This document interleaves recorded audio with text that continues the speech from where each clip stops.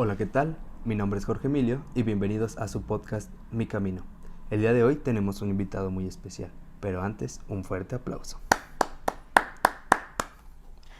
Muchas gracias, Emilio. Mi nombre es Miguel y pues yo solo soy un hombre más común y corriente con una historia que me gustaría compartir, porque me gustaría que si a alguien le sirve algo de lo que puedo aportar, lo tome, como a mí me hubiera gustado haberme encontrado con muchas de estas cosas antes en mi camino. Y pues te agradezco mucho la oportunidad que me das de estar aquí para compartirlo. Es todo un honor para mí.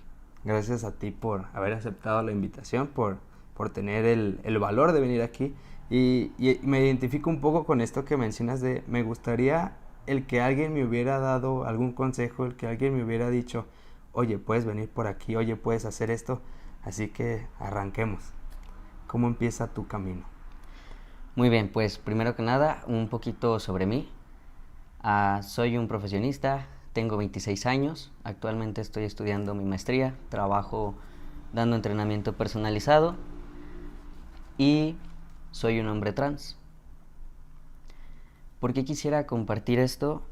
Porque creo que aunque ya es un tema bastante visibilizado hoy en día, que ya contamos con más información, con más acercamiento al tema, todavía existen muchísimos tabús respecto al asunto. Hay muchísimo desconocimiento, hay muchísimas cosas que se ignoran. Y creo que lo más grave de la ignorancia no es tenerla propiamente, sino saber que se ignora un tema y decidir permanecer en la ignorancia, no querer salir de ella. Hablo de esto porque yo conocí el tema bastante grande y creo que si lo hubiera sabido mucho antes, si mi familia hubiera tenido un contexto o un contacto antes con el tema, mi vida hubiera sido menos difícil para mí y para las personas que estaban a mi alrededor.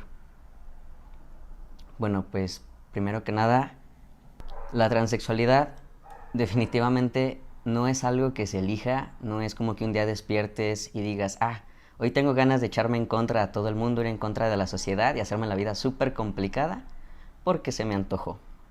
No es así. La transexualidad, al igual que la homosexualidad, no es una decisión, es algo que realmente vive en tu interior, que descubres, algo con lo que naces y a veces tardas mucho en darte cuenta porque no sabes lo que es. En mi caso, creo que yo desde niño me sentía muy extraño, me sentía raro, como si algo no estuviera bien conmigo.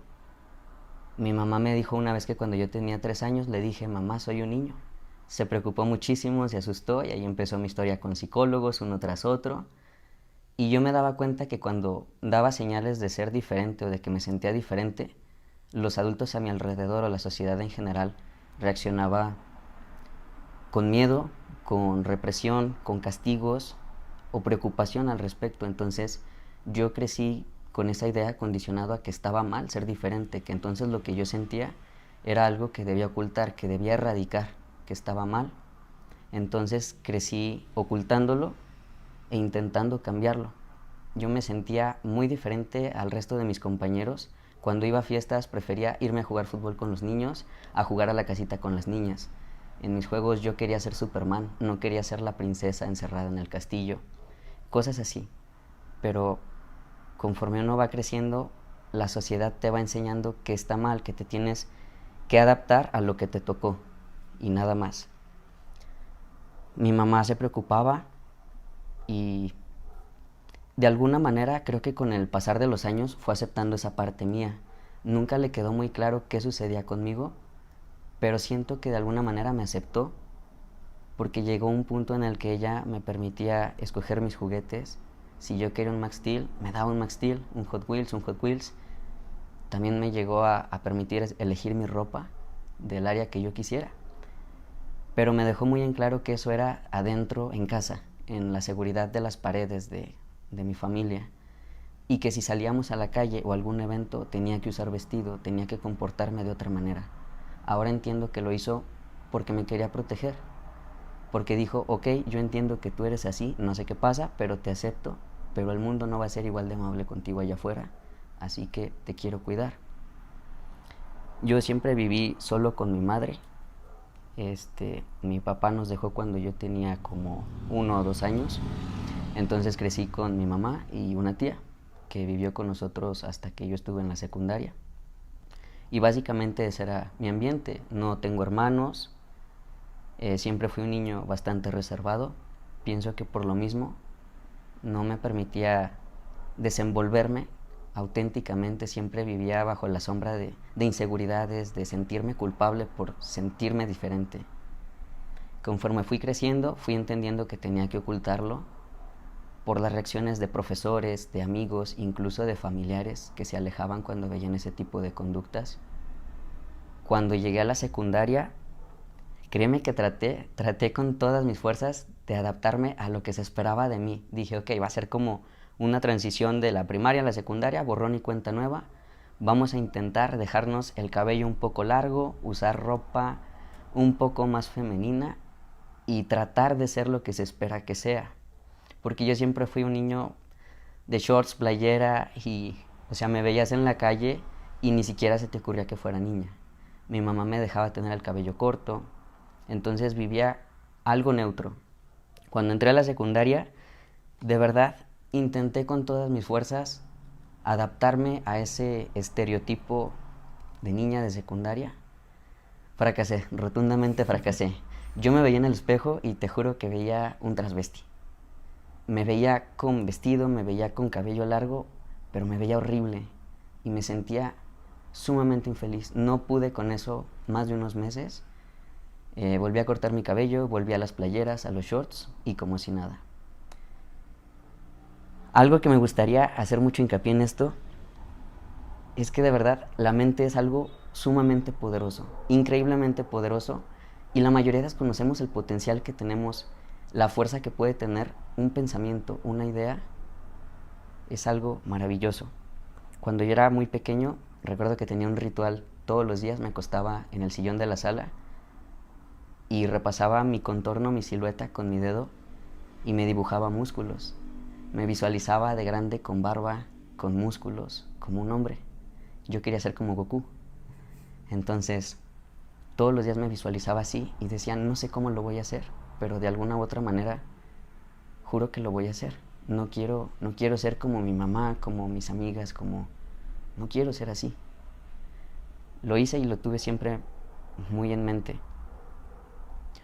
Cuando tenía 11 años, pues yo ya era consciente de que en algún momento de mi vida iban a llegar ciertos cambios físicos propios de la pubertad y que a mí me daban pánico, me daban disforia.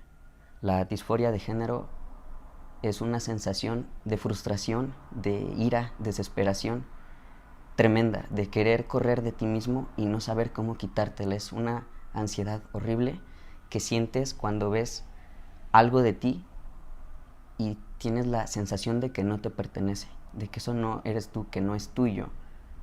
Te ves en el espejo y hay partes de ti o tu aspecto te produce disforia.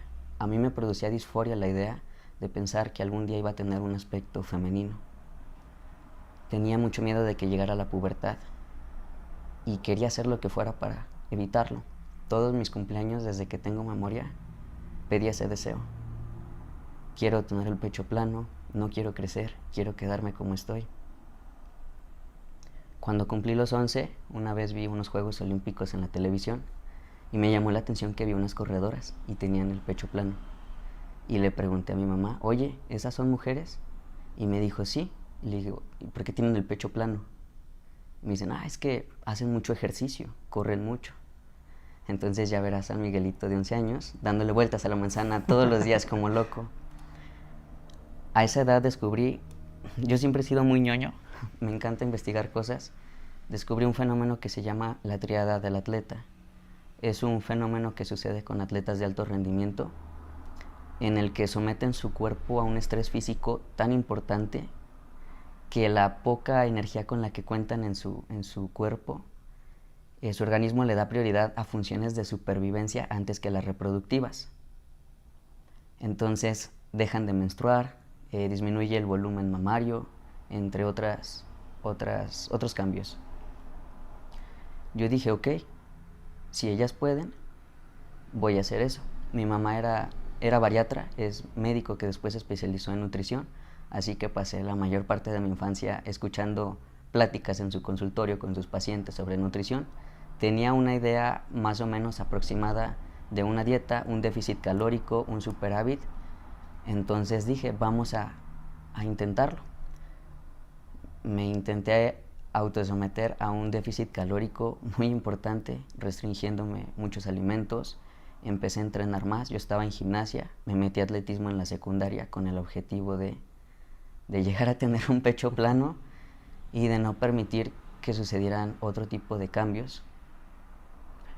Entrenaba todos los días, después de entrenar gimnasia o atletismo, llegaba a mi casa y hacía ejercicio, no comía. Fue una etapa de anorexia infantil muy cañona, adelgacé muchísimo, yo era un vil palito caminando hacia el viento, me podía llevar en cualquier momento, pero me sentía bien de que seguía mi pecho plano, todo seguía en orden, no tenía ningún aparente cambio de que hubiera llegado a la pubertad, todo seguía en orden, seguí entrenando, le agarré un amor al ejercicio, de verdad me enamoré en ese momento de gimnasia y de atletismo. Me fascinó ese mundo, me dejó boquiabierto todo lo que es el cuerpo humano, cómo funciona y cómo puedes aprender a desarrollar tu potencial, conocer qué tan fuerte, qué tan rápido, qué tan ágil puedes ser. Me perdí en ese mundo. Pasaban los años, yo seguía creciendo, no llegaban cambios de la pubertad. Yo pensaba que se lo podía atribuir a mi intencionado plan de hacer ejercicio como loco y no comer. Pero mi mamá se empezó a preocupar, ¿por qué creces si no pasa nada? Yo, pues no sé, no quiero saber. Mientras esté todo en orden, está bien. Mi aspecto era algo andrógino, neutral, no tenía pecho, era un palito delgado, con shorts, camiseta. Me veías en la calle y decías, un escuincle flaco, nada más. Nadie se imaginaba que fuera una niña. Pero eso también traía muchos problemas. Porque, por ejemplo, en la prepa, cuando ya llevábamos ropa libre, que no había uniforme, mi conflicto era ¿a qué baño entro? No podía entrar al baño de mujeres porque con mi aspecto todas se sacaban de onda y decían ¿qué onda? Porque hay un niño aquí adentro. Y no podía entrar al baño de hombres porque mis compañeros que me conocían sabían que no correspondía ahí. O cuando vas al Starbucks por tu café con tus amigos y pides tu café, la cajera espera que le digas a nombre de Luis, Pedro, Juan, X, pero están tus amigos atrás esperando que des tu nombre. Te sientes entre la espada y la pared. Chin, ¿contra quién me humillo? Sabes que te va a ver raro la cajera si le das tu nombre. Se van a extrañar tus amigos si te inventas otro. Y eso pasaba en citas médicas, en la escuela, al pasar lista. Mi primer día de clases en la prepa, en la universidad, era así. Sabía que iba a levantar miradas extrañas porque mi aspecto no era femenino en absoluto. Era algo con lo que aprendí a vivir, me acostumbré. Hay muchas cosas que la gente ni se imagina que por las que pasamos muchos chicos como yo. También aprendí a hablar en lenguaje neutral. Puedo tener una plática entera contigo sin usar un adjetivo que denote un pronombre femenino o masculino. Por ejemplo, en vez de decir que me dicen ¿cómo estás? En vez de decir estoy estresado, ay, pues fíjate que me estresó un poco la clase, X. O sea, evadir cosas que denoten tu género. Porque empecé a formar círculos, por ejemplo, fuera de la idea, donde entrenaba en la pista de atletismo, hay un área de barras. Yo empecé a entrenar ahí como a los 15 años porque quería estar musculoso, ya me había cansado de estar flaco, no podía estar musculoso. Y los chavos que estaban ahí, pues me veían como un chico más X, nadie sabía que era niña. Entonces me sentía cómodo, me gustaba cómo me trataban. Pero era el miedo constante de que saliera alguien que te conociera de la pista, te saludara y que todos se quedaran de, no manches, ¿por qué te dijo así? Entonces yo me sentía como un titiritero manejando mis marionetas sin que se cruzaran los hilos, que se alejaran. Era muy desgastante tener que estar pensando en todas esas cosas y afrontando ese tipo de críticas, de miradas, de que te señalen por ser diferente. Igual en mis competencias de atletismo, en el estado pues ya todos me ubicaban y no había tanto problema, pero íbamos a competir fuera y siempre era el conflicto que me veían en el hit de mujeres y pues no faltaba el papá de, oye, ¿por qué vas a poner a mi hija a correr contra ese niño? Etcétera. Y siempre era como, tener que dar explicaciones. Era muy desgastante. Cuando cumplí 14 años, a mi mamá le diagnosticaron cáncer de pulmón. Le hizo metástasis encéfalo y a partir de ese punto de mi vida los papeles se invirtieron en casa. Ya en ese entonces solo vivíamos mi mamá y yo. Le dijeron que no iba a poder vivir más de un año, era la esperanza de sobrevida. Y en ese momento empezó a moverse, a buscar quién se iba a quedar con mi tutela, a tratar de dejar listas muchas cosas. Afortunadamente encontró un oncólogo que le dijo, oye, tengo un tratamiento experimental, no sé si funcione, pero al menos del año vas a pasar, para que tengas más tiempo de dejar en orden tus cosas y dejar bien a tu hijo. Se sometió a esa quimioterapia, también a una cirugía a cráneo abierto para extraer el tumor del cerebro. Y a partir de la cirugía y las quimios y radioterapias, empezó un deterioro súper cañón que yo no comprendía. De un día a otro yo me había convertido en el papá y ella en la hija. Ella ya no podía trabajar. Yo tuve que aprender de golpe a cocinar, a pagar cuentas, a entender cosas de adultos, qué es el Afore, la pensión, retirar dinero del cajero, aprender a manejar. Porque de un día a otro todo cambió. Y yo no entendía muchas cosas que pasaban. No entendía qué pasaba con mi mamá, no entendía por qué sucedían esos cambios. Solo sé que no había tiempo para pensar. Tenías que responder a lo que había afuera. Entonces toda la parte de mi identidad, de qué pasaba conmigo, digamos que la guardé en un cajón y me empecé a enfocar a lo que sucedía en casa, solamente mi mamá. Yo no sabía ya ni qué onda conmigo. Para esa edad yo ya sabía que había personas homosexuales, había lesbianas, sabía lo de la orientación, pero decía, no, es que yo tengo otra cosa, no es eso, no soy lesbiana. Nunca me gustó una niña, te soy sincero, jamás hasta que tuve pareja a los 21 años me atrajo una mujer, tampoco un hombre, no me atraía a nadie. Yo me consideraba, supongo, asexual. Y creo que eso se debe a que cuando no tienes claro quién eres, es muy difícil entender quién te gusta. Ni siquiera me lo preguntaba, y más con todo lo que pasaba en casa. Pues mientras mis amigos estaban en la etapa de vamos a fiestas, esto, lo otro, mi mayor preocupación era mi casa, mi mamá, cuidarla, ya se enfermó de esto, hay que conseguir la otra medicina, arregla tal cosa en su trabajo, la pensión, pagos de la casa, pagos de esto, del otro. O sea, mi mundo era muy diferente a lo que se supone que vive un adolescente promedio. Y así pasé 7 años cuidando a mi mamá hasta que entré a la universidad. Mi vida se convirtió prácticamente en estudiar. Empecé a trabajar a los 17, 18 y atender a mi mamá. Porque no sentía yo el apoyo de algún otro adulto. Claro que había gente que si algún día se me complicaba salía y te ayudaba, pero me sentía muy asustado, muy perdido, pero no podía dejar que mi mamá viera eso. Alguien tenía que ser el fuerte en ese momento y sentía que no había otra opción más que hacerlo yo. Fui creciendo, le dejé de prestar atención a todo el problema de la identidad. Simplemente dije, ok, creo que no estoy tan mal, tengo un cuerpo medianamente neutro, creo que puedo vivir con esto, no hay problema. O sea, yo ya me hacía a los 80 años igual, o sea, con el mismo cuerpo. Conforme me iba haciendo estudios médicos para ver qué pasaba, por qué no maduraba, porque yo ya tenía 19 años y no pasaba absolutamente nada. Me hice estudios genéticos, de cariotipo, estudios hormonales, todo lo que te imagines, como unos 4 años, y todo estaba aparentemente bien. Simplemente que mi cuerpo no producía hormonas de ningún tipo.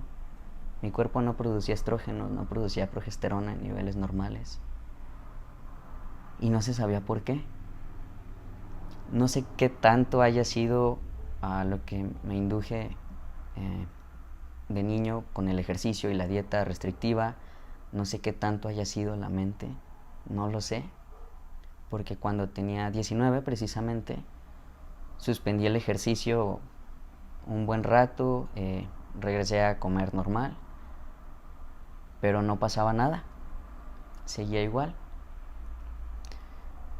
Por mí estaba súper bien, no producía hormonas, me iba a quedar como Peter Pan por siempre, la vida resuelta. ¿Qué problema hay? Tengo pecho plano, no pasó nada, me puedo quedar así para siempre, ok.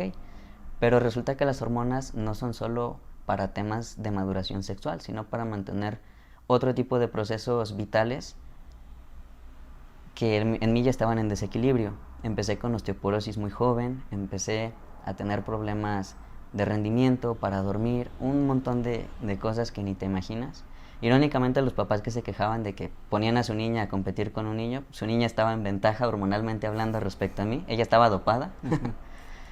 Entonces me dijeron, híjole, pues es que no está tan chido esto de que no tengas hormonas. Y yo, no, sí, sí, cómo no, así estoy bien, así déjalo, no hay problema. Total, fue tema que se fue quedando. Yo ya había entrado a la universidad. La primera carrera a la que entré fue arquitectura. Porque me gustaba dibujar, porque era creativo, porque me gustaba todo ese asunto. Pero descubrí que no era lo que yo quería. No me gustó, tenía una expectativa muy diferente de la carrera. Pero decía, es que si me salgo, ¿a dónde me voy?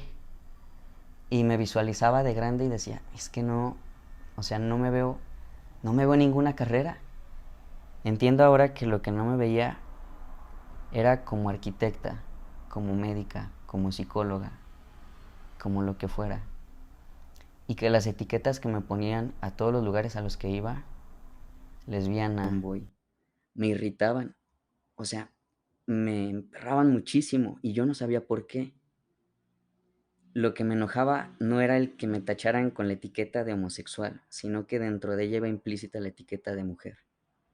Y eso me enojaba. Y no entendía, si yo tenía amigas lesbianas, tenía amigos homosexuales, no entendía por qué a mí me producía tanta ira la etiqueta en mí. Ahora entiendo que es por eso. Ahorita muchísima gente piensa que soy gay. No tengo problemas con X. Pero era eso. Y creo que también por eso no me concebía yo en una relación con otra mujer. Porque para mí, o sea, era como, ok, mujer con mujer. No, me enoja. Tampoco con un hombre. Porque yo sería la mujer. Me enoja. No sabía por qué me enojaba. Pero me sentía totalmente fuera de lugar. Entonces, cuando estaba por elegir mi carrera, me conflictaba mucho que yo no me veía futuro en mi vida, de ninguna forma. Sentía que no era mi vida, que no era lo que yo quería para mí. Con mucho miedo me salí de la carrera de arquitectura y empecé mi divertido año sabático de andar peregrinando por varias ideas y opciones. En ese año sabático ocurrió el momento clave de mi vida, fue un parteaguas cuando en mis tiempos de ocio encontré un video en YouTube de un chico de España que era transexual y se ponía hormonas y narraba su historia. No inventes, cuando la primera vez que lo vi me quedé boquiabierto porque todo lo que decía de su historia yo lo sentía. Yo me identificaba con cada episodio, con cada cosa que decía, lo entendía más allá de simple empatía. Yo lo vivía. Entonces fue como si se abriera un nuevo mundo para mí en ese momento. Pero yo tenía 19 años cuando conocí la palabra transexual, cuando conocí la diferencia entre identidad de género, orientación, expresión de género. Yo no sabía nada de eso. Cuando llegué a esa edad dije, ok, ya le puedo dar un nombre a lo que pienso, a lo que siento, a lo que soy, pero no tengo necesidad de hacer nada más. Creo que estoy neutro, estoy cómodo. Me da mucho miedo el qué dirán, porque sé que toda mi vida ha habido rumores a mis espaldas, muchísimos, y muchos los he conocido, y estaba cansado de eso, y sentía que si yo admitía que era diferente le iba a dar la razón a todas las personas que me señalaron de más chico. Entonces dije, ok, ya sé qué pasa conmigo, pero hasta ahí, lo sé y ya. Sé que hay personas que realizan una transición. La verdad, me quito el sombrero ante ellas, pero yo no lo podría hacer. Jamás lo haría. Porque, ¿qué va a decir mi mamá? ¿Qué van a decir mis amigos, mi familia? No puedo hacer eso. Aparte, no me puedo quejar. Tengo una genética, una mente o algo muy bendecido que me trajo a este cuerpo neutral y puedo vivir así. Pero claro, ese año me quemé las pestañas investigando en internet del tema, buscando más información y más y más y más. Y entendí muchas cosas. la primera vez que leí que la transexualidad era nacer básicamente en el cuerpo equivocado, hasta yo mismo dije: "Ay, qué jalada es esa, ¿cómo va a ser?". Aún siendo yo, me costó entenderlo hasta que me empecé a documentar más, y en ese entonces había, créeme que menos información que ahora.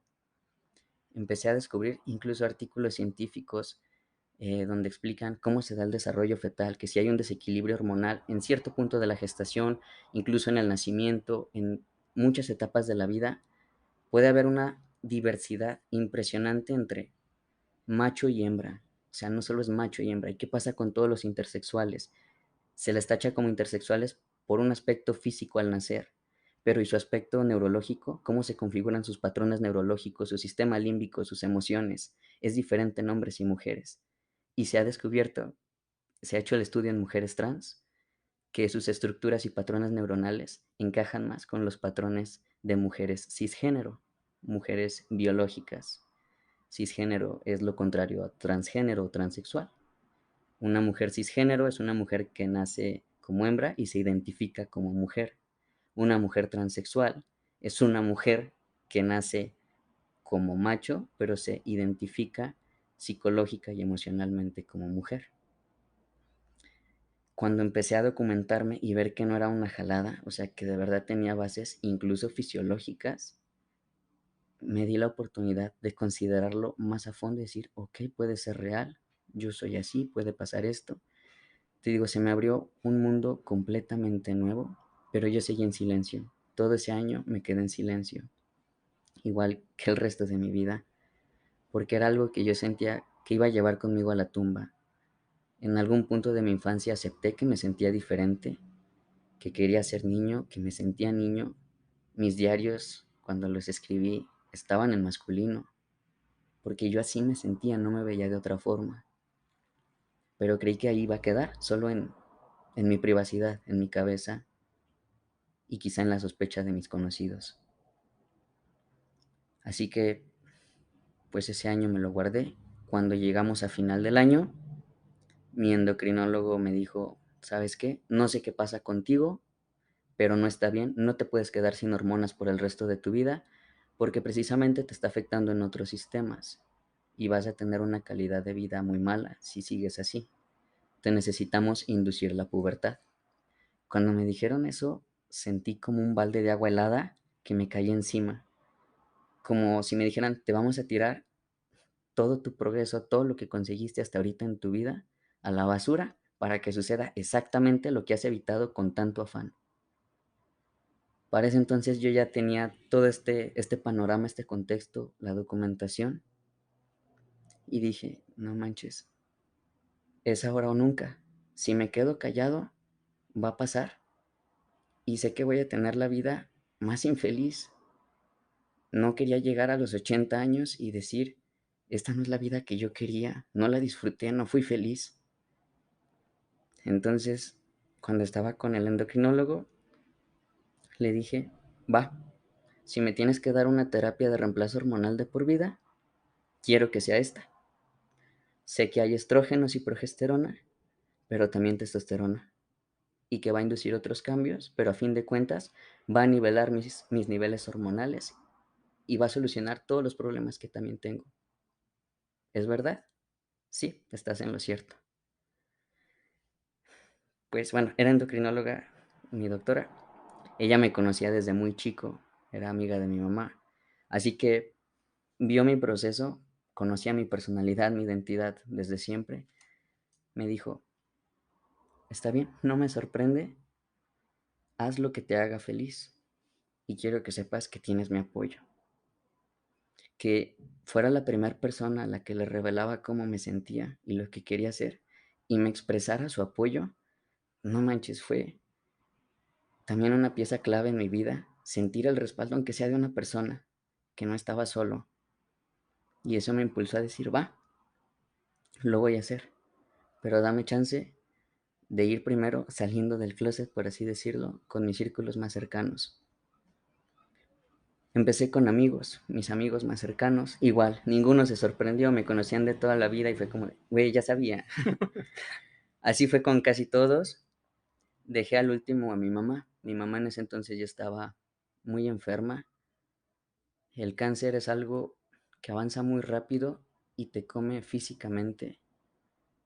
Ella ya era bastante dependiente en el sentido físico, pero lo que más me caló o más me costó comprender era el deterioro cognitivo, cómo de ser una figura de protección, mi referente de inteligencia, de mujer exitosa, de solucionarme la vida prácticamente, ahora era una mujer tan vulnerable y tan dependiente. Me costó muchísimo entender esa parte, cómo, cómo se convertía cada vez más en una niña. Y yo tenía miedo de hablarle de esto, porque decía, si antes era complicado, ahora cómo va a ser, cómo lo va a tomar, la voy a tumbar. Hasta que se llegó el día en que dije, no puede pasar más tiempo, y hablé con ella. De hecho, fue la última plática totalmente lúcida que tuve con ella. Cuando le dije todo esto, le expliqué qué era la transexualidad, que no es una enfermedad, que no es un trastorno, cómo me siento. Creo que de alguna manera ella ya sabía todo eso, pero fue solo como encajarle las piezas finales del rompecabezas, porque ambos habíamos visto como una imagen parcial y en ese momento fue como, ah, claro, por eso. Cuando acabé de hablar, yo esperaba que me respondiera algo y lo primero que me dijo fue, me da mucha tranquilidad. Le pregunté que por qué y me dijo, es que cuando te veo en el súper, en la casa o cuando salimos, siento el impulso de decirte hijo y me siento culpable porque me tengo que estar regañando y recordando a mí misma, acuérdate que es tu hija, acuérdate que es tu hija. Y me has quitado un peso enorme de encima. Le dije, pues tomé esta decisión, primero que nada, porque creo que todos tenemos derecho a ser felices de la forma en que consideramos mejor para nosotros. Y es una mentira garrafal si alguien te dice que no busca su propia felicidad. Todos lo intentamos a nuestra manera. En segundo lugar, necesito sí o sí tomar una decisión ahora, porque mi cuerpo no está bien, yo no estoy bien de salud y necesito tomar hormonas. En tercer lugar, no me estoy llevando a nadie entre los pies. Esta es una decisión que solo me compete a mí. Lo que haga y deshaga con mi vida, al final solo me va a afectar a mí. El que opinen las demás personas o lo que piensen es de ellos, no mío. Y finalmente con quien tengo que vivir todos los días es conmigo. No me parece justo darle más importancia a cómo me van a ver o qué van a pensar de mí. Así me quede solo, prefiero estar solo, pero siendo feliz siendo yo, a estar deprimido por siempre y mal acompañado. Me dijo que me apoyaba mi mamá y desde que le dije cuál iba a ser mi nombre, jamás se le olvidó y nunca se equivocó. Se le podía olvidar si desayunaba, dónde dejaba las llaves o a dónde iba, pero jamás se le olvidaba quién era yo, hasta el último día. Una vez que le dije a ella, tal vez no me creas, pero lo que más me asustaba, lo que más me limitaba a dar el paso a hacer una transición, era que yo ya había entrado a la universidad un semestre antes y había entrado como niña. Y pues sí, también fue el trago amargo del primer día, de que todos se sacan de onda, así como de, ¿por qué tu aspecto es así, tu nombre es así? ¿Por qué esto? ¿Por qué lo otro? Oye, ya viste. Y claro que sabía todos los rumores que había a mis espaldas. Desarrollas una especie de sexto sentido cuando eso sucede a todos los lugares a los que vas. Y mi conflicto era, ok, una cosa es decirle a las personas cercanas de tus círculos, a tu familia, a tus amigos, pero ¿cómo rayos le voy a decir a 40 tipos que acabo de conocer hace 5 meses algo tan íntimo? ¿Cómo le voy a hacer? La primera persona a la que se lo dije en la universidad fue a mi mejor amiga y a un amigo también del salón. Ambos me apoyaron, pero me dijeron, no les digas, déjalos que se vayan enterando. Y yo les contesté, no quiero, no quiero hacerlo porque estoy cansado de eso, precisamente de dar pie a que se hagan tantos rumores alrededor de mí. En la secundaria que si me vendaba el pecho, que mis papás querían un niño, que mil cosas. Y yo ya estaba harto, harto de todo eso. Y porque, siendo sincero, era lo que más miedo me daba, lo que más me aterraba del proceso. Y pensaba que si le hacía frente a eso, le iba a hacer frente a futuras cosas, porque claro que las iban a ver. Sabía que no iba a ser todo color de rosa, que no iba a ser enchilame otra, que iba a tener muchos problemas. Una vez mi mamá de chico me dijo, ella trabajaba en una clínica de VIH y tenía muchos pacientes que admiraba y quería muchísimo. Una vez me dijo, hijo, las personas homosexuales tienen una vida muy difícil, libran batallas muy complicadas todos los días porque la sociedad los juzga, no los entiende, los tacha y los discrimina. Creo que a ella le daba mucho miedo que a mí me hicieran eso, pero también es algo que escapa a nuestro control y no te queda más que hacerte de una buena armadura y salir al mundo. Hablé con un profesor de la universidad, le pedí su hora para poderle explicar a mis compañeros todo esto. Me dijo lo mismo, no les tienes que decir, déjalos que se enteren. Y yo decía, es que no quiero llegar el próximo semestre con barba, con voz diferente o aparecer diferente en listas y que todos se saquen de onda.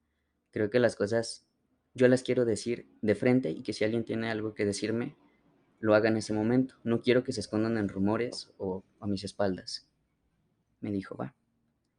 Me dio su hora, ya era creo que el último día de clases de ese semestre y preparé una pequeña presentación muy genérica, muy básica, con términos muy esenciales, qué es la transexualidad, qué es la disforia de género, cuál es la diferencia entre orientación, identidad y expresión de género.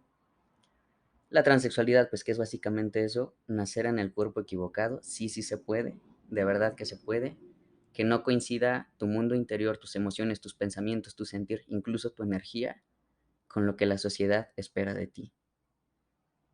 La disforia de género, ese sentimiento de ira, de frustración, de coraje, de quererte arrancar algo que no es tuyo.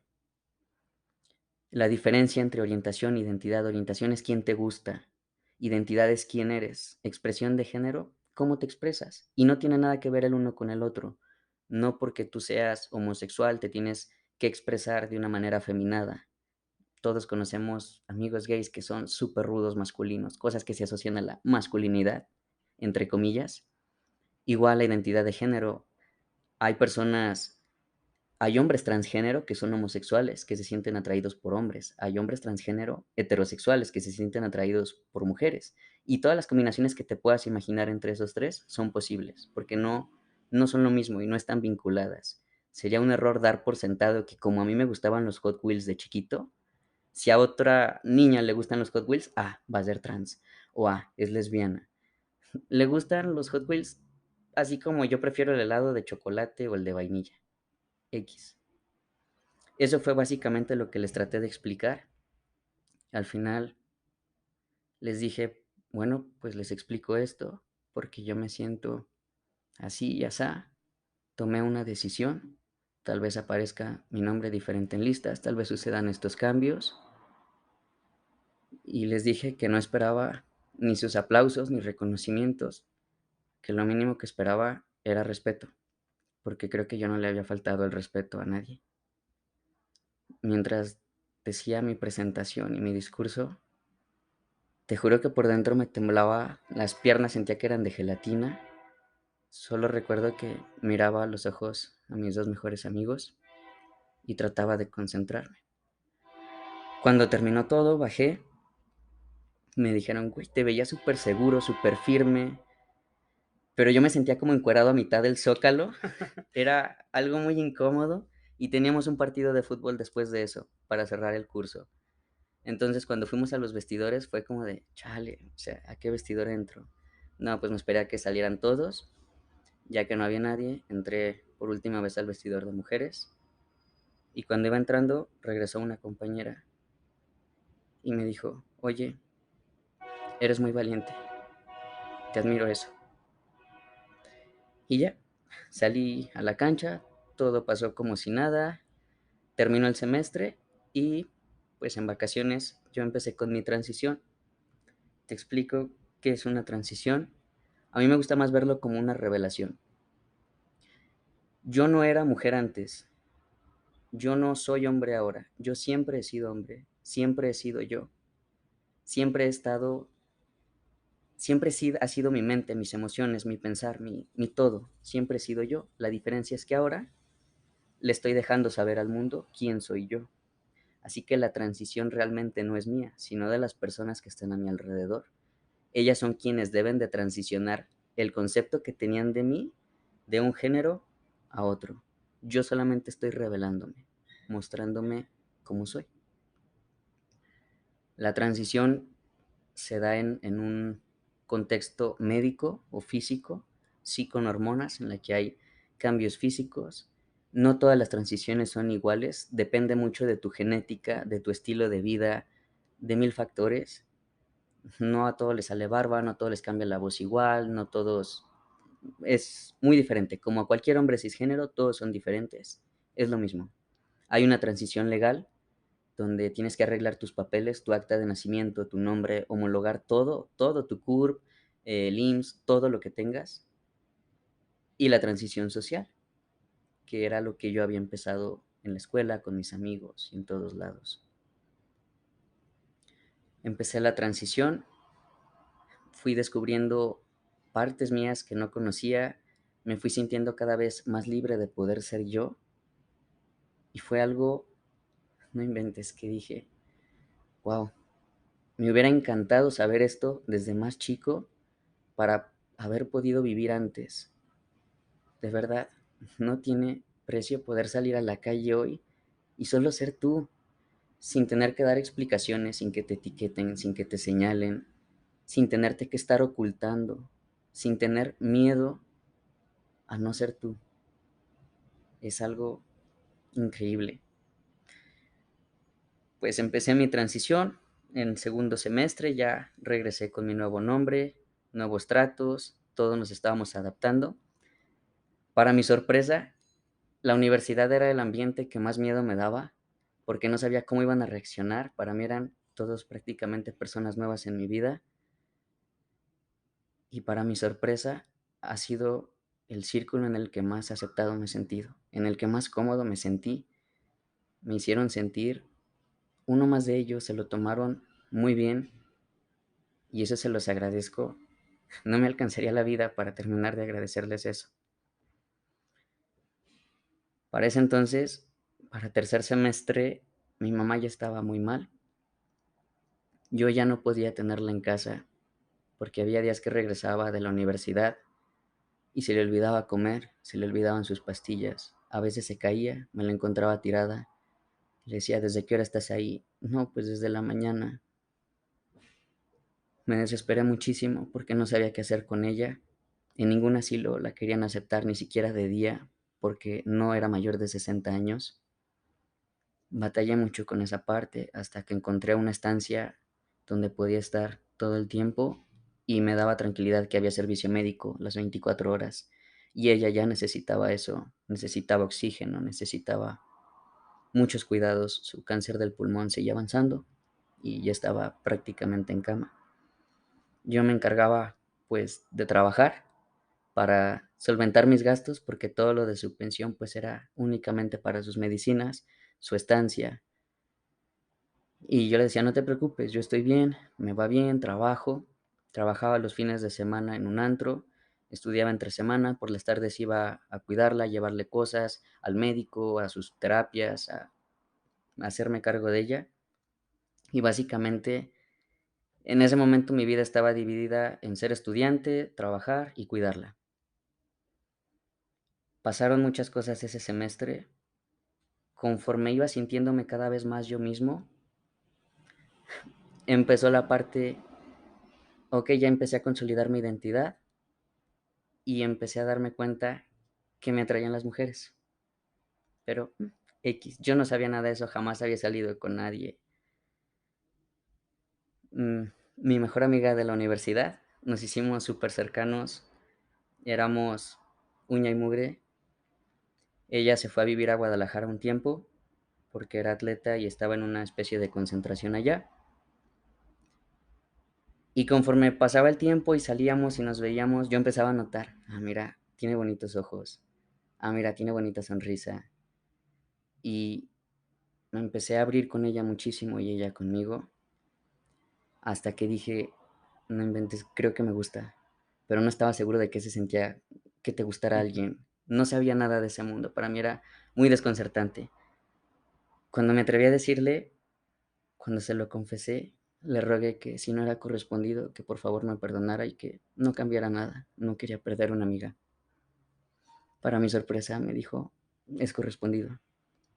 Después me confesó que me conocía desde antes, de lejitos, y le llamaba la atención, que nada más decía, pues está bonito ese niño, X, porque nos topábamos en el IDEA, en el lugar donde entrenábamos, pero X. Cuando entramos a la carrera, me confesó que también estuvimos juntos en la prepa, yo no sabía, y que me ubicaba por los rumores que había en torno a mí, rumores que le habían pasado compañeros, incluso excompañeros míos de la secundaria, y que simplemente se le hacía extraño, le llamaba la atención, sabía que era muy listo, muy estudioso, muy esto, lo otro, muy atlético, pero hasta ahí.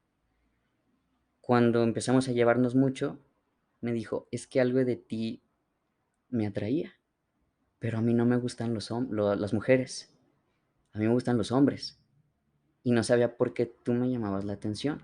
Algo tienes masculino de tu esencia que me gustaba. Entonces, cuando me le declaré y me dijo que era correspondido, a ella le conflictó mucho por un tiempo, precisamente por eso. Porque la desinformación, volvemos a lo mismo. Ella no sabía cómo sentirse consigo misma, si era lesbiana, si era heterosexual, no sabía, hasta que entendió, güey, pues él es un hombre, la etiqueta está de más, es un hombre y me gusta, yo sigo siendo heterosexual. Ok, iniciamos una relación a distancia, estuvimos juntos 2 años y fue un momento de mi vida muy importante en el que aprendí mucho de mí, del amor, y me acompañó en momentos importantes. Toda mi transición estuvo conmigo y en ese semestre, en tercero, falleció mi madre. Cuando falleció mi mamá, un par de meses antes, la neumóloga me dijo, oye, tengo que hablar contigo, los estudios de tu mamá no salieron bien. Y le pregunté qué hay que hacer. Me dijo, cuidados paliativos, ya no hay nada que hacer. Para mí fue, aunque ya lo veía venir desde los 14 años, porque realmente nunca sabías cuánto tiempo iba a durar. Muchas veces estuvo al borde de irse, pero aún así nunca estás listo, nunca estás listo, por más que lo esperes, por más que lo adivines. Me dio la tarjeta de cuidados paliativos, me encargué de buscarlos y de buscar todo lo que necesitaba, más tanques de oxígeno, todo lo que ocupaba, a visitar funerarias, ver todo eso yo solo. Mi novia estaba en Guadalajara, aquí no tenía muchas personas cercanas y yo me sentía terrible. Era básicamente como orquestar la muerte de mi madre yo solo. No sabía cómo lidiar con eso, pero igual que toda mi vida, tienes que responder. No hay tiempo para preguntarte cómo te sientes. Siempre era, ¿y cómo está tu mamá? ¿Y cómo sigue? ¿Qué hay de ella? Pero ni siquiera yo me preguntaba cómo estaba yo, menos en ese momento. Cuando sucedió, estuve con ella hasta el último minuto. Al día siguiente vino mi novia de Guadalajara, vinieron algunos amigos a la misa y fue todo. De alguna manera, toda esa experiencia con mi mamá sí fue dura, no te digo que no, pero ahora he aprendido a verla con otros ojos. De alguna manera aprendí a crecer, a ser fuerte. Maduré de golpe, pero maduré. Entendí la vida desde otra perspectiva que me recordaba la vulnerabilidad humana, lo frágiles que podemos llegar a ser, lo rápido que pasa la vida y que lo que importa es el momento. La felicidad no es qué hiciste, a dónde llegaste, qué lograste, sino tu día a día. Para mí era una bendición poder respirar cuando veía a mi mamá conectada al oxígeno. Para mí era una bendición poder caminar, hacer algo con mi cuerpo, hacer deporte, cuando mi mamá necesitaba una silla de ruedas. Son cosas que te dejan aprendizajes. Y al final yo entendía que si tenía que partir, solo quería que lo hiciera de la mejor forma, que no sufriera, porque realmente lo que ella tenía aquí ya no era calidad de vida. Entonces, cuando se fue, una parte de mí pudo respirar y voltear a verme otra vez a mí. Yo estaba en medio de una transición legal, física, social. Empecé a preguntarme cómo me sentía, a tratar de poner un poco más de atención a mi vida de nuevo, que descuidé por casi 7 años, y pude enfocarme de nuevo en mí. Pasó el tiempo, la relación con esta chica se complicó bastante. Desde un principio fue complicada por su familia. Su familia me odiaba, yo era el anticristo reencarnado para ellos. Eran personas de una mentalidad, sí religiosa, pero bastante conservadora, muy cerrada. Y ahora comprendo también que parte de la desinformación. Ella y yo recibíamos bombardeos constantes de su familia, ataques psicológicos y emocionales, de que es que él está enfermo, es un trastornado, necesita ir al psiquiatra, está mal, aléjate de él. Y cada vez fueron tomando más peso. Cuando ella estaba en Guadalajara y se enteraron que andábamos, le dijeron, ¿sabes qué? Tú ya no tienes casa aquí. Su papá le dejó de dirigir la palabra todo el tiempo que salimos, la dejaron de apoyar económicamente y yo me sentía terrible, culpable. Cuando regresó a Aguascalientes se fue a vivir con una tía. Para su mala suerte de su familia, me quedaba a unas cuadras de mi casa, entonces nos seguíamos viendo, pero en su familia yo nunca fui bien recibido, ni tampoco fue bien vista la relación. Y sin darme cuenta, yo quería estar ahí porque quería estar con ella, pero no me daba cuenta que su familia y el contexto nos lastimaba a ambos. Me empecé a generar complejos que yo no tenía antes de estar en esa relación. Sin darme cuenta empecé a interiorizar todo lo que me decían, nunca voy a ser suficientemente hombre, nunca voy a ser suficiente, no importa lo que haga, está mal, tal vez si estoy enfermo. Y empezaron a mermar en mi autoconcepto y eso iba en picada. Ella tampoco podía ya con la presión. Hacían malos chistes, bromas muy hirientes sobre mí, sobre nosotros. Yo sentía que ni siquiera la categoría de ser humano me otorgaban. Cuando iba a casa de su tía, al principio yo no podía entrar ni a la cochera. Ella en la noche me sacaba de cenar a la banqueta y comíamos en la calle. No podía entrar a la casa. A su mamá nunca le dirigí la palabra, jamás me lo permitió. Intenté hasta por una carta, fue en vano. La única vez que me dirigió la palabra fue para darme el pésame y eso porque llevo a mi novia a la misa. Es la única vez que escuché a mi suegra. Con el tiempo su tía fue viendo que yo no era tan mala bestia y nos fuimos haciendo medio compis, ya me dejaba entrar a la cochera. Un día me invitó a la casa, me ofreció agua y yo así de Dios, va a estar envenenada. A ver, tómale tú primero. Fue algo complicado, pero creo que ni ella ni yo teníamos las herramientas emocionales en ese entonces para hacerle frente a todo eso. Las amenazas siguieron creciendo, intentos de chantaje, eso no iba bien y los dos ya estábamos muy afectados hasta que llegó un punto en el que le dije, ¿sabes qué? Tengo miedo de que un día quieras probar estar con un hombre de verdad. Y me contestó, yo también tengo miedo.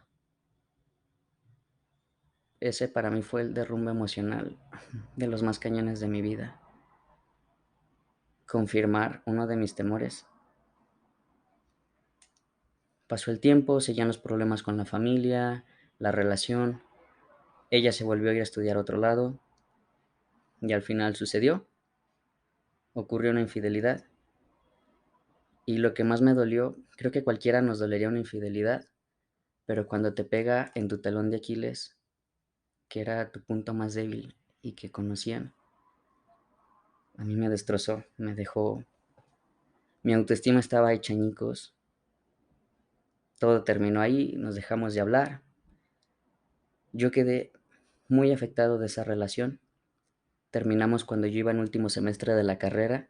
Yo aún seguía arrastrando la transición legal, seguía resolviendo todo lo del cambio de nombre en Ciudad de México, luego en Jalisco, porque ahí está mi acta. Fue un proceso también muy desgastante. Me daba risa porque me hablaba un compañero en la noche antes del examen. Me decía, güey, ¿ya estudiaste? Y yo me daba cuenta en ese momento de que llevaba todo el día estudiando cosas del juzgado, de leyes, de cómo le iba a hacer en el juicio, de los edictos. Estaba en otras cosas mi mente, menos en la escuela. Y yo así de, no, mañana en la mañana repaso el apunte. O sea, mi último semestre fue un caos emocional. Terminé con mi novia, seguí en el proceso jurídico, traía muchos problemas con mi casa, con el carro. Sentí que le puse atención a todo en la vida menos a la escuela. Sí fue algo complicado. Y mi autoestima por los subsuelos, pero horrible. Bueno, sabes que a mí siempre me ha gustado hacer ejercicio y pues nunca he tenido así un cuerpazo que digas, wow, no manches, pero algo trabajado estaba. Y un amigo mío que es coach de pasarela y fue modelo y fue Mr. Moda y no sé cuántas cosas aquí en Aguascalientes, veía mis fotos y me decía, oye, te ves bien, ¿por qué no intentas probar suerte acá? Va a haber un casting de modelaje, esto y lo otro, y así de, no, no creo, ándale, ve, prueba suerte, no pasa nada. Fui, nada más para ver qué onda, qué se sentía, y para mi sorpresa quedé en el top 5 de finalistas. Ya al final no gané, o sea, la verdad ni siquiera traía cuerpo bien trabajado en ese entonces, pero pues por la experiencia me gustó mucho que en esa semana en la que estuve haciéndole al juego de supermodelo, si lo aprendes a tomar por el lado de autoconocimiento y no de buscar la fama o que te vean o alardear o que se te suba el ego, sino tu autoestima, es una muy buena terapia, porque aprendes a ver tus cualidades para podérselas mostrar al mundo. Yo me sentía seguro de mí mismo,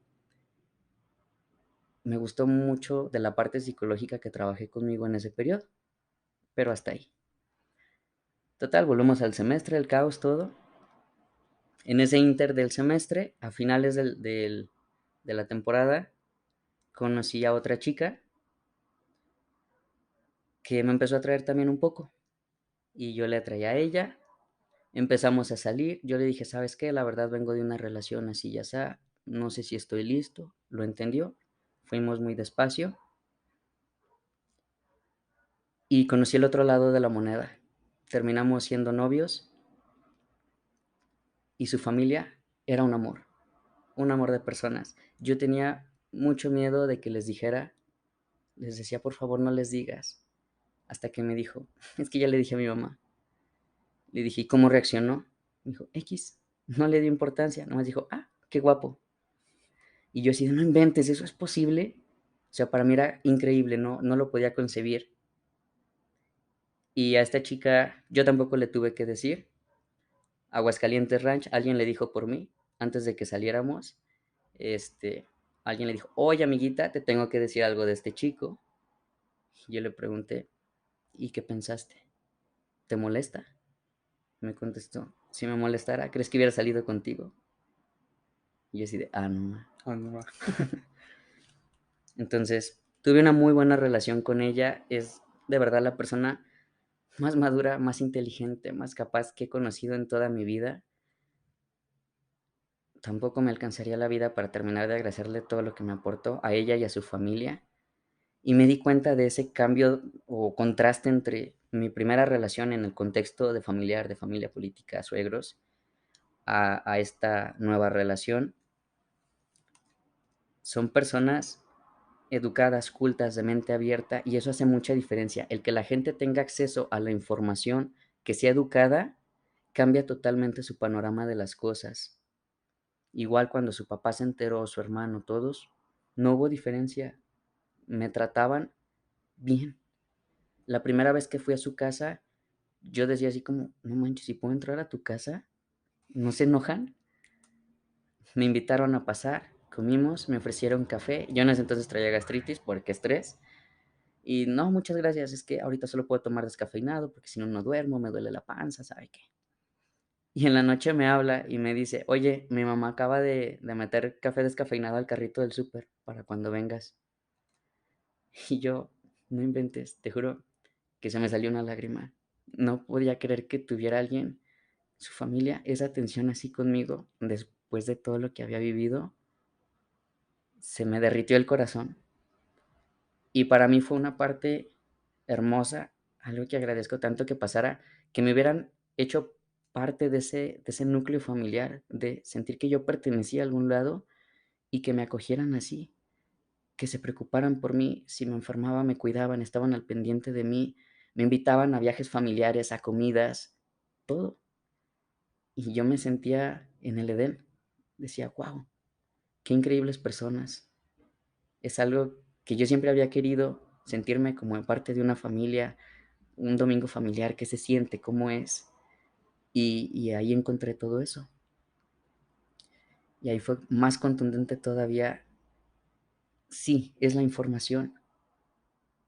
Mientras menos sepa la gente, es natural que le tengamos miedo a lo que no conocemos y tratemos de rechazarlo, de alejarnos, de tacharlo.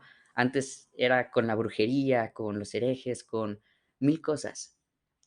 No distamos mucho de esas épocas medievales, porque mucha gente lo sigue haciendo, le tiene miedo a lo que no conoce. Y lo peor es que ni siquiera lo quiere conocer. Pero bueno, cuando egresamos de la carrera, pues tampoco era sorpresa, yo era súper ñoño, siempre era como el matadito del salón, al que le pedían las tareas y cosas así. Esta niña también era súper inteligente, la mejor de su clase. Cuando egresamos daban como un reconocimiento al mejor promedio de cada generación y a ella la llamaron y le dijeron, oye, pues saliste con el mejor promedio, vas a pasar al frente en la entrega de títulos. Y me dijo, de seguro te van a llamar a ti al rato. Y yo así de, no, no creo. Te diré. Te diré, este semestre, la verdad, no estuve en el semestre, bajaron mucho mis notas. No creo. Pero X, nunca me ha afligido la calificación. He sido más de, estudio esto porque me encanta, porque me gusta, aprovecho el conocimiento y lo aplico. La calificación es lo de menos. Me va bien por añadidura, o sea, por consecuencia de que hago las cosas bien, pero yo no busco un 10. Y sinceramente no me acomplejaba salir como el mejor promedio o el peor. Eso era X. Pero no sé si a ella como que le movió esa parte como de chin, y ya le dije, y a mí sí me llamaron y él no. Entonces, obviamente a mí no me llamaron. Quedé en segundo, tercero, no tengo idea. Pero esta niña me hizo un papelito, un diploma, que era en honor, pues ahí me puso mi nombre, se inventó como una sociedad de cultura física y deporte que me reconocía y me dio un diplomita el día que nos graduamos. Fue el mismo día nuestro evento,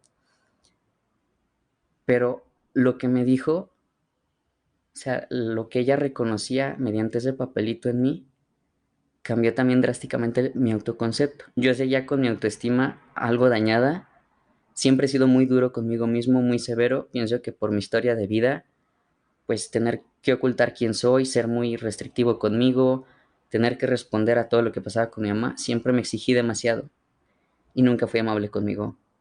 Ella me dijo, oye, es que tú te aventaste no solo la carrera, tú te pasabas más días en los juzgados, en la corte, investigando esto, atendiendo a tu mamá, trabajando, y aparte sacaste una carrera, no manches, o sea, la calificación, ¿qué?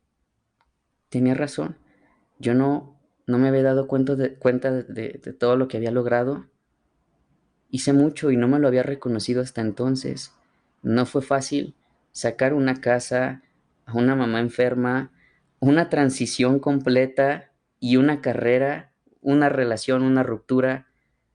No fue fácil. Y lo saqué. Porque nunca ha sido una opción rendirme en ninguno de los contextos. De chiquito cuando me juraba ser aquel hombre, no sabía cómo lo iba a hacer, pero en mi cabeza no había otra opción. No era algo que estaba sujeto a decidirse luego. Iba a ser un hombre, escondido o público, pero iba a ser un hombre.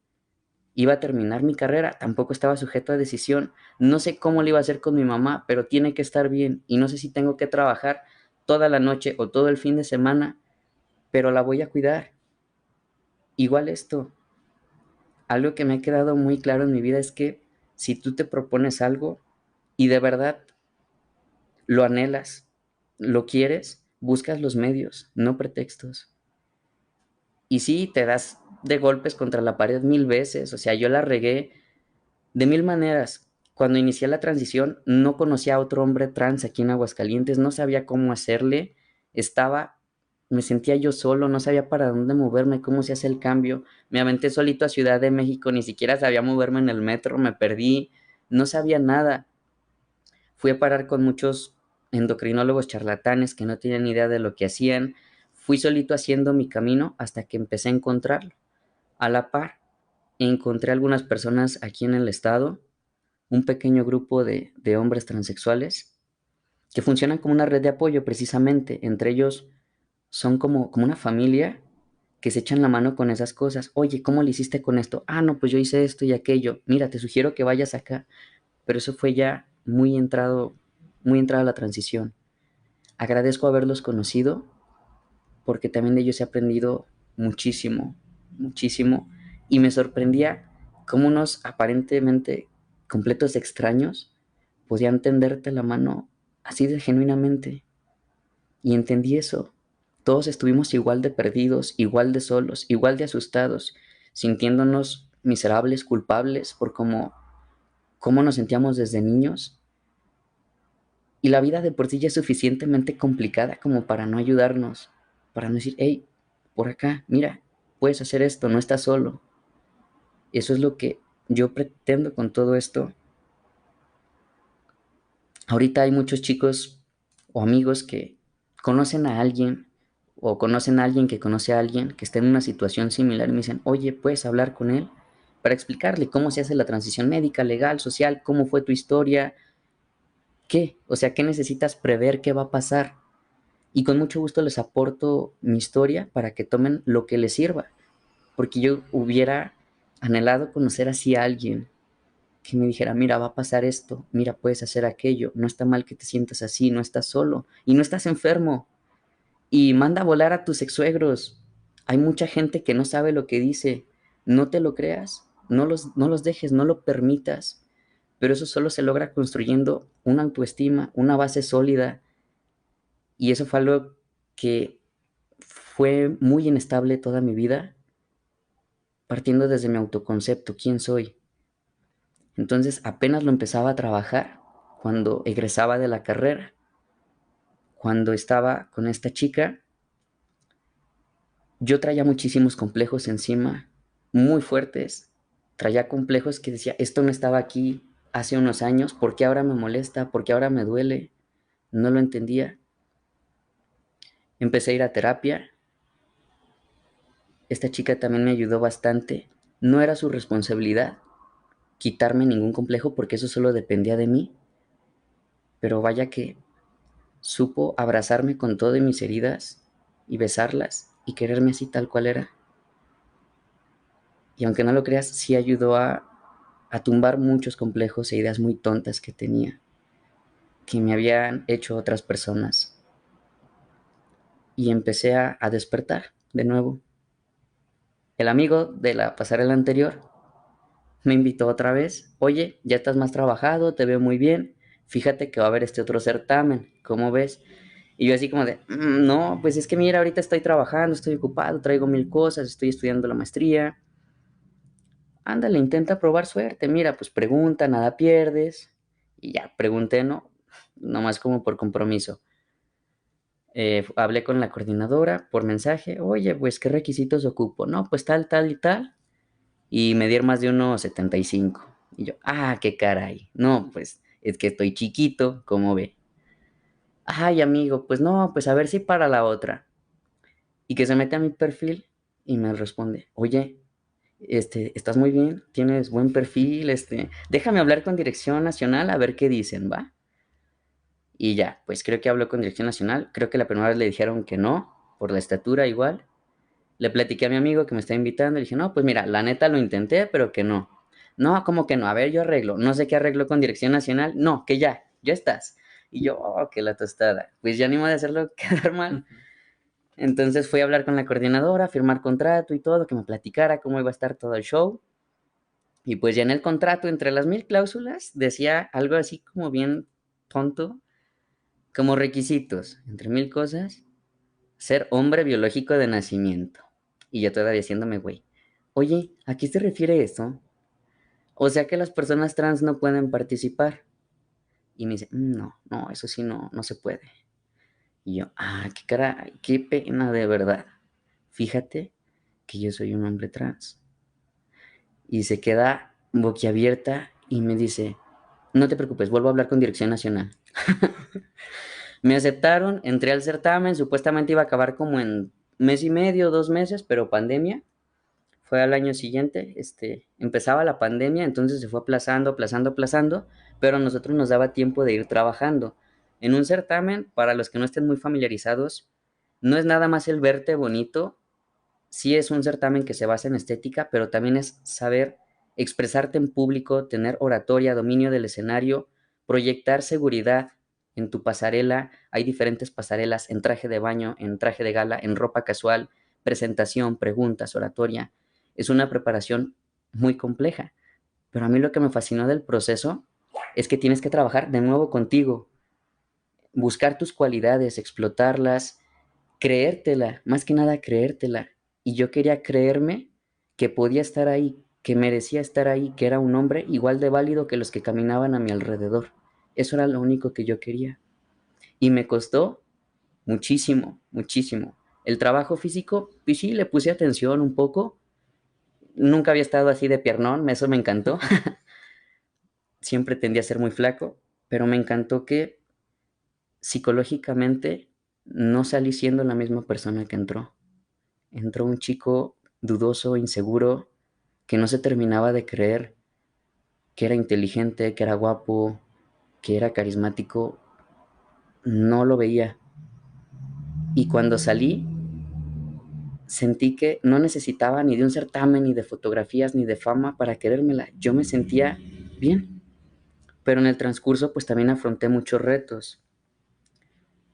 Sobre todo en la pasarela de traje de baño, yo traía un complejo muy fuerte con ese aspecto, porque era a lo que más le tiraban la familia de mi ex y pues varias experiencias no tan gratas con las que me encontraba y me acomplejaba muchísimo.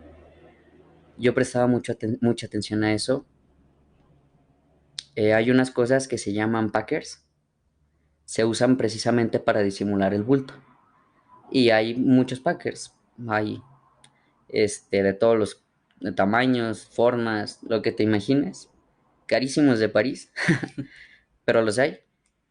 Pero yo decía, es que no se ve realista, es que no se parece, es que esto y lo otro. Y empecé a ser muy meticuloso, muy obsesivo con otros detalles, como de que es que la clavícula no se ve igual. O sea, se ve diferente, mi clavícula tiene una alineación diferente por la anatomía, esto y lo otro, se van a dar cuenta. Y me empecé a poner súper nervioso. Y mi novia me decía, salte, te está haciendo daño. Y yo no, quiero terminar lo que empecé. Y yo estoy aquí por otro objetivo. Quiero demostrarme que soy capaz de hacerlo, que merezco estar aquí. Total que seguí en el certamen, se postergó como unos 6 meses más o menos, pero estoy orgulloso de haberlo hecho. Quedé en segundo lugar, quedé como Mister Aguascalientes y Mister Gran Nacional, Virrey, pero estoy orgulloso porque lo logré, porque cuando salí no me importaba el título, no me importaba lo que dijeran, no me importaba nada, me importaba que me sentía seguro de mí mismo, que no necesitaba demostrarle nada a nadie. Y ahí fue cuando aprendí que vivimos en una sociedad tan acostumbrada a estar probando el machismo y la masculinidad, que siempre tengas que estar dando prueba o fe de que eres suficientemente hombre para sentirte aceptado. Masculinidades hay tantas como hombres en el universo.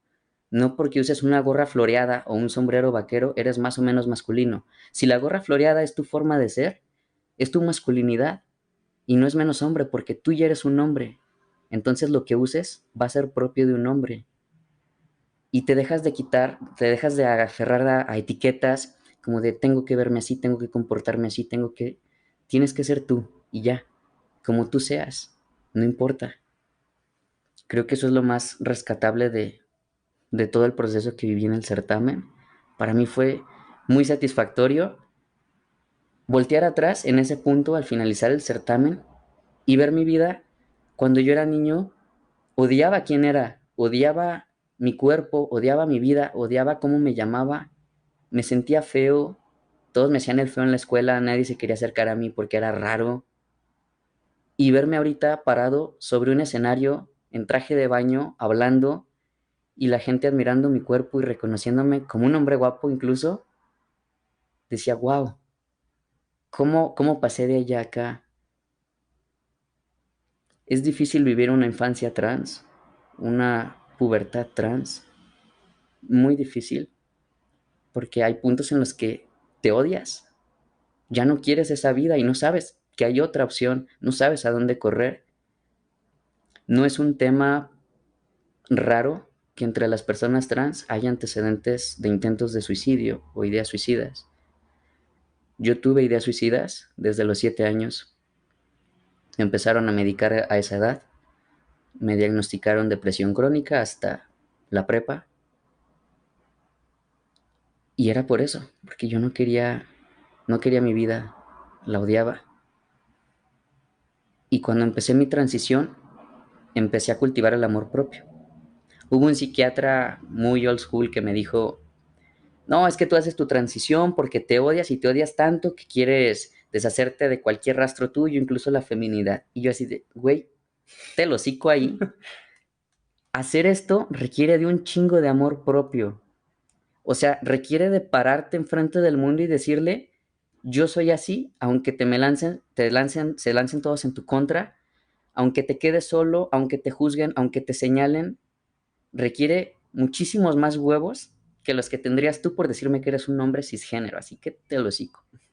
Me fui, nunca volví con ese psiquiatra y me enfoqué en eso, en cultivar amor propio, en quererme, en conocerme y darme cuenta que merezco ser feliz y soy tremendamente feliz ahora. Sé que no soy el hombre ni más guapo, ni más inteligente, ni más fuerte, ni más alto y nunca voy a ser perfecto, pero poder ver mi reflejo en el espejo y reconocerme, sentir que me vivo, que soy yo y que ya no tengo que esconderme, es lo más satisfactorio que he sentido en mi vida. Eso, toma todo el dinero del mundo, toma lo que quieras, eso quiero ser y eso soy y eso nadie me lo va a poder quitar ahora. Puedo perder mi trabajo, el físico, me pueden pasar 1000 cosas más, pero sé que siempre me voy a seguir levantando por amor propio, por autoestima, porque me quiero, porque lo merezco. Yo he pasado cosas muy cañonas y no lo digo con el afán de victimizarme, sino de echarme ánimos, decir, güey, si pudiste con eso, ¿cómo no vas a poder con esto? No es fácil lo que hiciste y sin embargo sigues vivo. Tienes 26 años y tienes casa, tienes una carrera, tienes una vida digna, vas bien, sigues creciendo, te sigues preparando, sigues aprendiendo, sigues experimentando y viviendo cosas, sigues sintiéndote pleno cada día. ¿Cómo no vas a poder levantarte de otra cosa? Creo que eso es la resiliencia. La adversidad siempre va a existir y no hay que verla como una catástrofe, como algo triste de lo que hay que lamentarse, sentir compasión.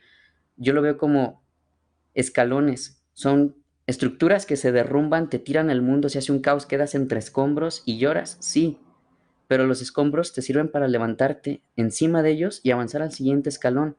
Si no avanzas al siguiente y solo te quedas ahí llorando, entonces no valió la pena, no valió la pena el derrumbe.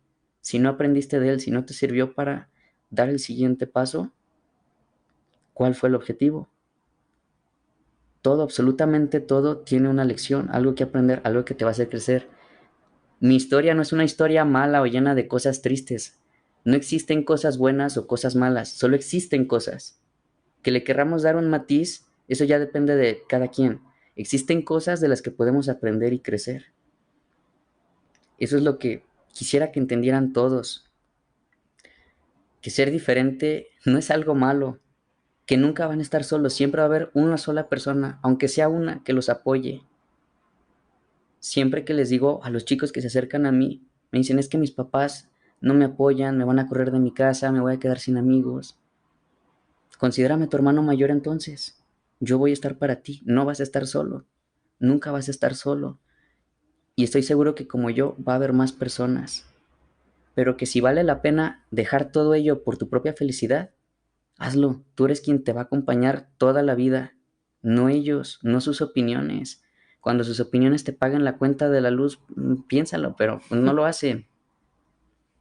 Vale la pena ser tú, atreverse.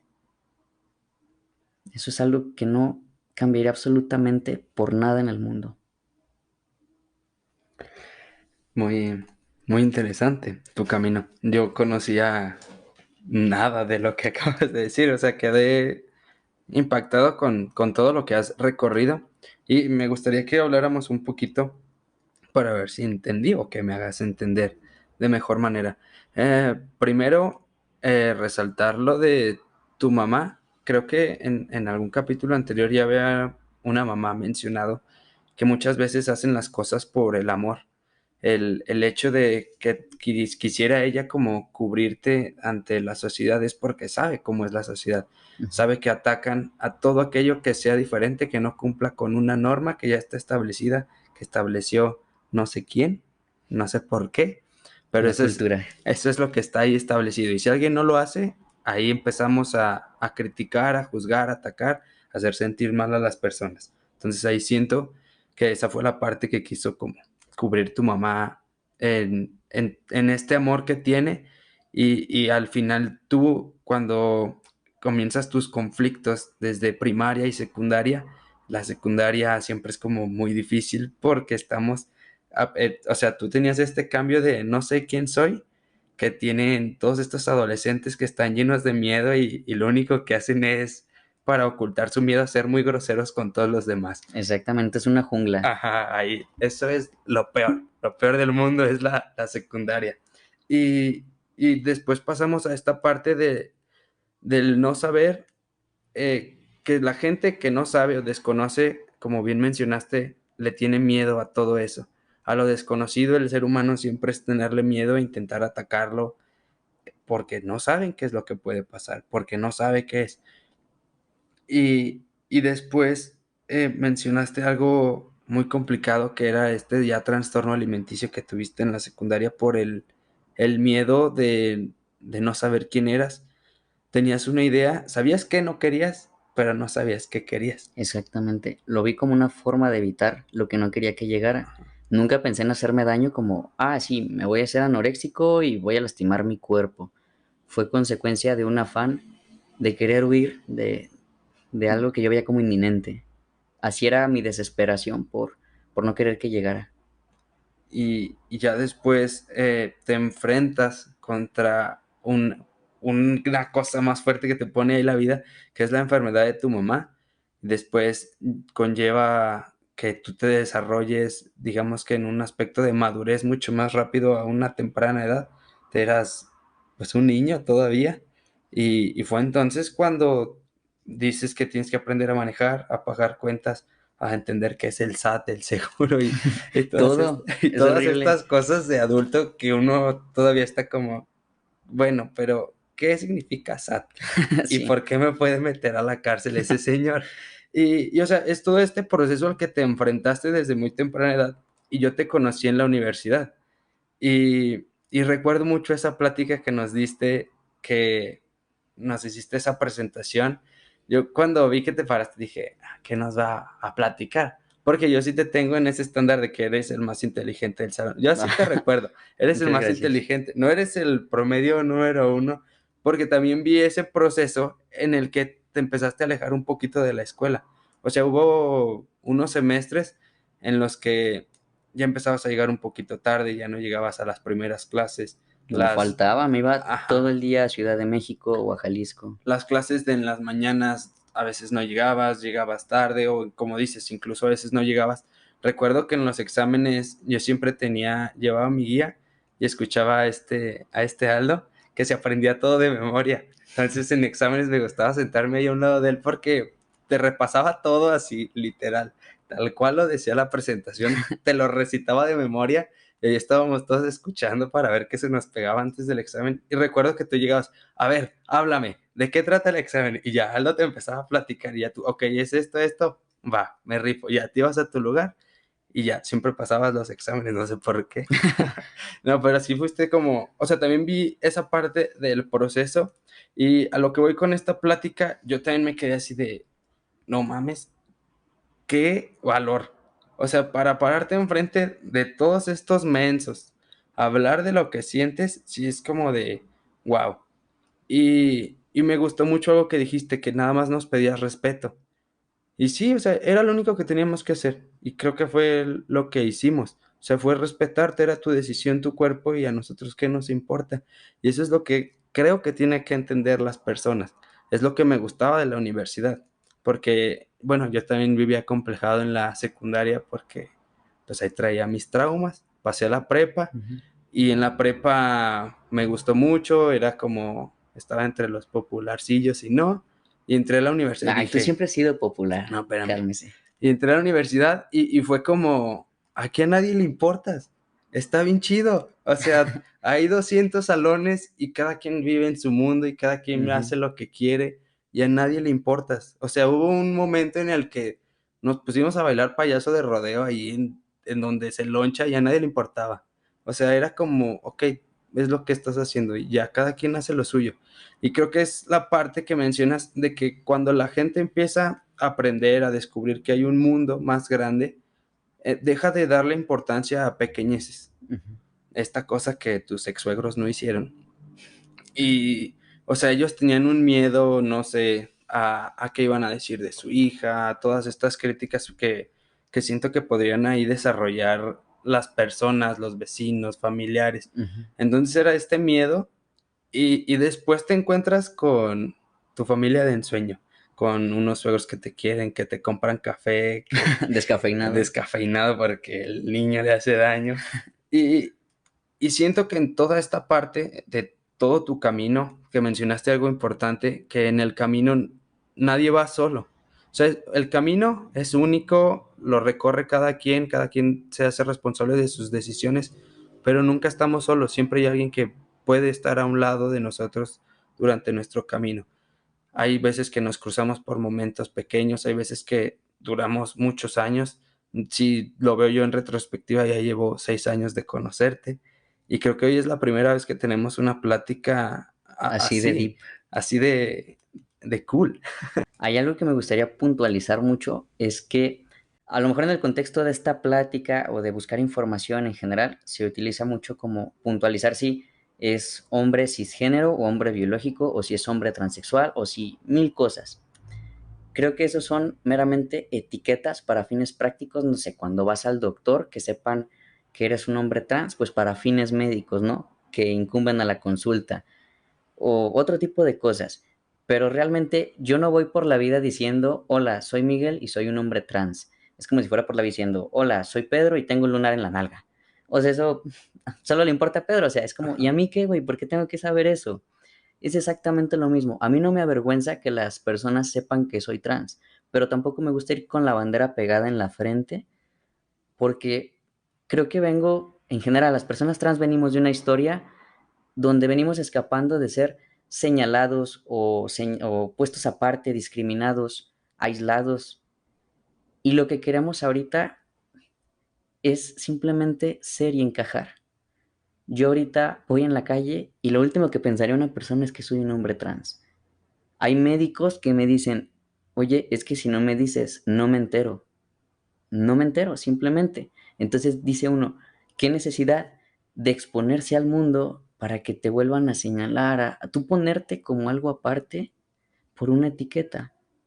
Es más cómodo pasar desapercibido o mantener un perfil bajo. Por esa razón tampoco me había animado muchas veces a dar entrevistas en televisión, porque claro que cuando estuve sobre todo en el certamen o en el mundo de modelaje de fotografía, llamó mucho la atención, como de que no inventes, ¿cómo va a ser trans? Ve su cuerpo, está guapo, ¿cómo es que él va a ser trans? Son estereotipos, o sea, ¿qué esperabas? Muchas personas cuando me ven para una entrevista o así, me dicen, oye, es que yo esperaba ver a alguien más. No sé si esperaban ver a una mujer masculina o ver a alguien, no sé, chistoso físicamente. No sé qué esperaban. Son estereotipos, parte de las etiquetas que no nos podemos quitar. El ser humano tiende mucho a querer categorizar todo para sentir que tiene control sobre las cosas. Y las cosas no son así. No es ni blanco ni negro. Hay una escala de grises infinita. igual, o sea, ¿por qué el afán de querer etiquetar? Yo soy un hombre, soy Miguel y punto. Y me encanta llegar a un trabajo nuevo y simplemente ser yo, llegar a un círculo nuevo y solo ser yo, sin más. Ojo, no es que me avergüence, no es que lo oculte, pero solo quiero vivir tranquilo. Y eso es creo que lo que queremos todas las personas, ¿no? Sí, es lo que buscamos al final. Si le preguntas a alguien, es como, ¿qué quieres? No, pues estar tranquilo, ser feliz, vivir, pues lo más tranquilo que se pueda, ¿no? Sin estarse buscando problemas. Y como mencionas, qué afán, qué necesidad de estar buscando una etiqueta, porque al final, ¿qué es lo que nos hace hombres? ¿Qué es algo que nos define como hombres? El hecho de serlo. Yo soy tan hombre como cualquier otro por el hecho de sentirse, de serlo, de vivirlo. No hay una masculinidad más válida que otra. Hay masculinidades como hombres hay en el mundo. No hay una forma de ser masculino, una forma de ser hombre. Cada quien hace la suya misma con la simple convicción y seguridad de que es masculino porque él es un hombre. No hay más que probar. Solo tenemos que saber eso. Antes de empezar a despedir el programa, me gustaría hacerte un par de preguntitas. Hoy, tú, Miquel, ¿qué le dirías a tu niño de pequeño, ese que se acostaba en el sillón y se dibujaba su silueta con músculos De Goku. de Goku, que se veía musculoso, con barba? ¿Qué le dirías? No te rindas, lo vamos a lograr. Y confía en ti, no estás mal. No estás solo y no estás equivocado, no tienes por qué sentirte culpable. Tú simplemente eres tú y eres una persona hermosa, con mucho potencial, con mucho que ofrecer, como ser humano, sí, como profesionista, como pareja, como amigo, como lo que sea, pero un humano con mucho que aportar. No estás mal, sigue creciendo, sigue aprendiendo y no te rindas. Vas a llegar a donde te lo propongas.